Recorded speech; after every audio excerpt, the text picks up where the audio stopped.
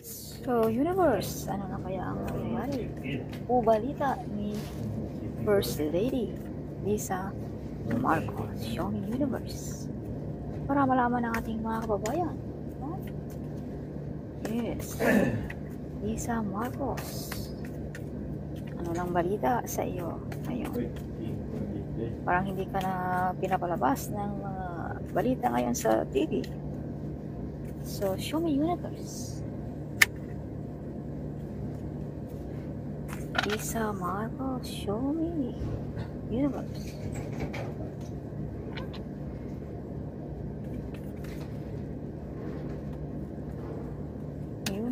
Universe, show me universe. Universe. Nasa ibang bansa pa si Madam Lisa. OMG.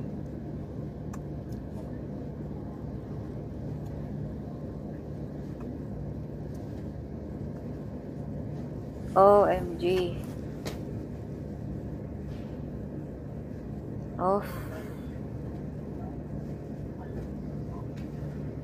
So, mga kababayan, kayo na ang maghusga kung anong barang ito. Comment kayo kung ano ang nakikita ninyo sa barang ito. Anong ibig sabihin ito? Kayo na ang magsabi kung nasaan si Madam Lisa sa ngayon. Tingnan nyo muna na mabuti ang barang ito. Yes. No? Kung bakit siya nagkaganito, tingnan nyo na mabuti ang barang ito. Mga kababayan, kayo na ang maghula. Kayo na ang magsabi, maghusga. So, this devil card, mga kababayan, ito'y mga adiksyon, no? Mga masamang intensyon, mga masamang balak, masamang ugali, whatever, nandito na lahat, mga kababayan. Kaya kayo na maghusga kung ano. Okay? Yeah, comment ka dyan kung tama ang iyong answer. May psychic abilities ka, mga kababayan. Alright. So, si Madam Lisa sa ngayon ay nasa ibang bansa pa, hindi pa nakauwi. Okay, so, nang dahil sa addiction, paano man yung mga addiction niya, kaya hanggang ngayon ay nandoon pa siya. See? The World card. So, this means, hulaan nyo na naman kung ano ito. The World card, it means nasa ibang bansa pa, mga kababayan. Okay. So, base lang natin ito sa baraha, okay? So, yeah. So, dahil sa mga nagawa niya ngayon ay punong-puno ang pagsisisi ni Madam Lisa sa ngayon. No? Something na pag-isip-isip na niya ang mga maling ginagawa niya, mga kababayan. The judgment ng ating Panginoon para kay Madam Lisa. See? Judgment Day sa mga ginagawa nila. Okay, so kayo na rin ang maghusga kung ano ito. Judgment Day, see?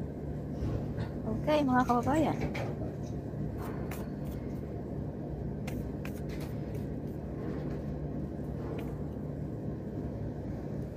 See, nang dahil sa addiction, natuldukan ang lahat. Ginagawa nila ngayon. No? Kumbaga, katapusan na sa mga ginagawa nilang mga kalukuhan sa ating bayan. Mga pandaraya, mga pandarambong, something. Kumbaga, natuldok na. This is the meaning of this card. Death. So, kung kayo naman ang tanongin ko, ano naman ang ibang term ninyo sa death? It's death card. Kumbaga, natuldukan na ang mga ginagawa nilang mga kasamaan sa atin. Alright. Okay. Yes. So, may pag-away-away dito. Okay. May, kumbaga, andyan na sa iyo lahat, pero nawala pa ang lahat.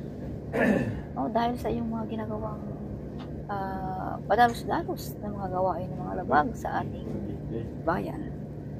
Okay. Kaya, may pag-away-away dito.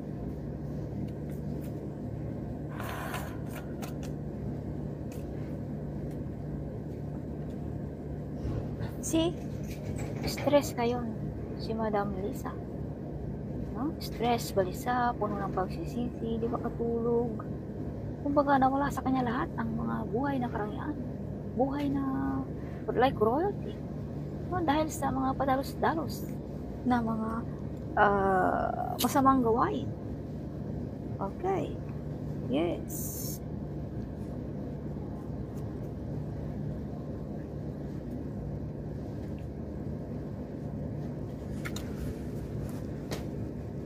Again, the devil card is coming. So, double card here.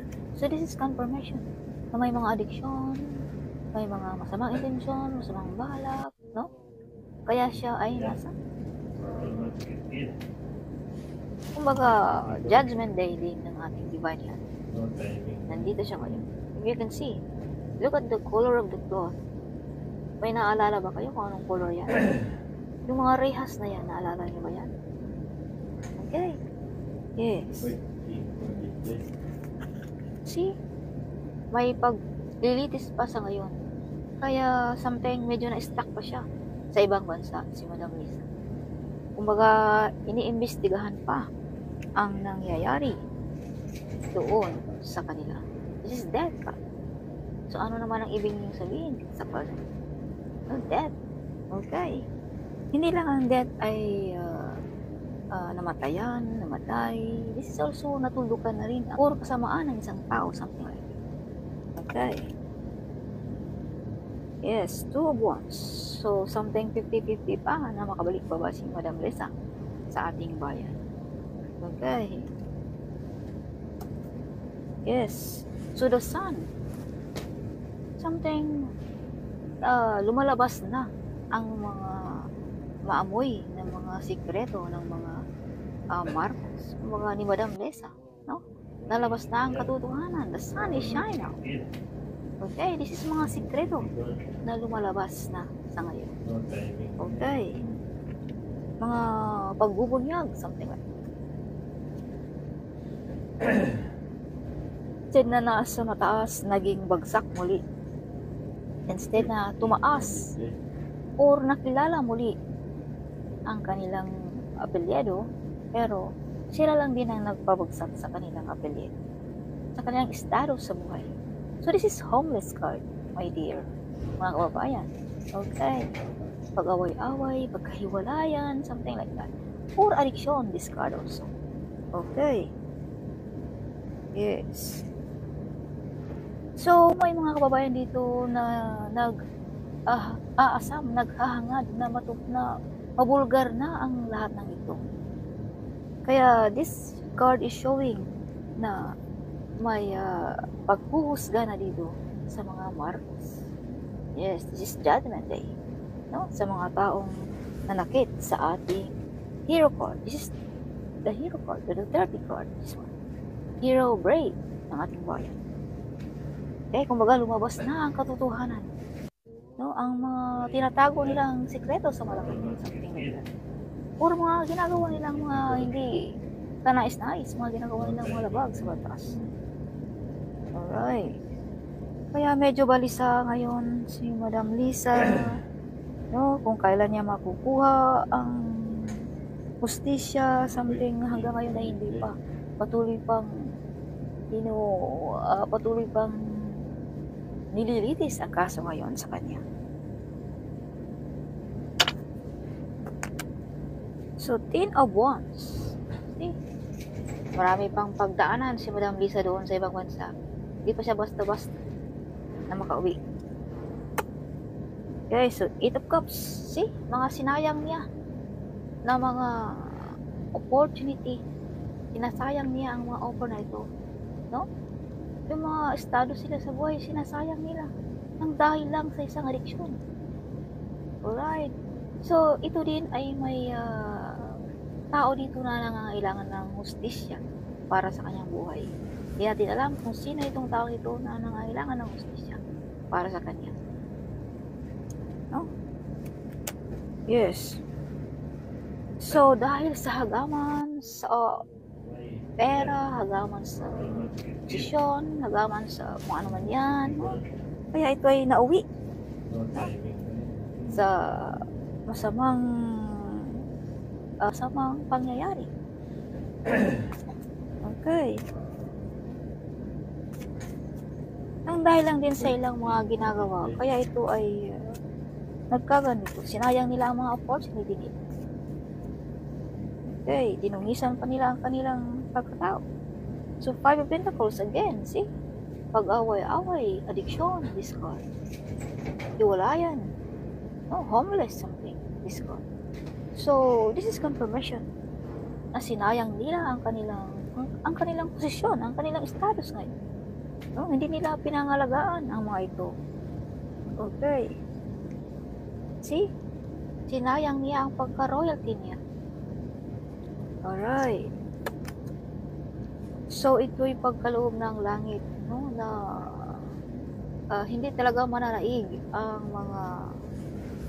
mga masasamang gawain natin. Okay. Alright, so yes. Hindi talaga mananaig ang mga masasamang gawain natin.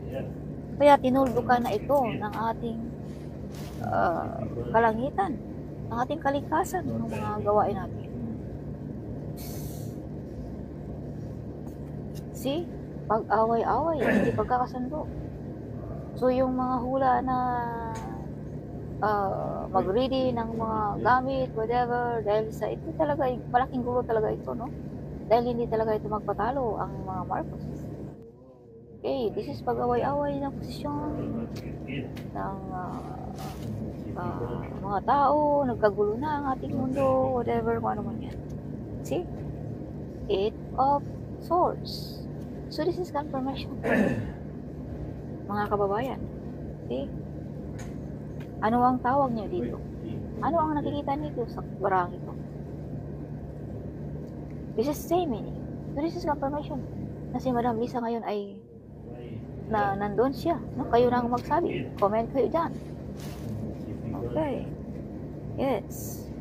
So, yun lang muna ang aking nababasa sa bara dito, no? Kay Madam Lisa, no? Kung nasaan man siya ngayon, parang balita niya. So, sa ngayon ay medyo mahirapan pa siyang bumalik sa ating sariling bayan, no? Dahil marami pa siyang pagdaanan doon, no? Na mga pangyayari. So, ito ay judgment day din ng ating divine para sa kanila. Kumbaga, inaabuso nila ang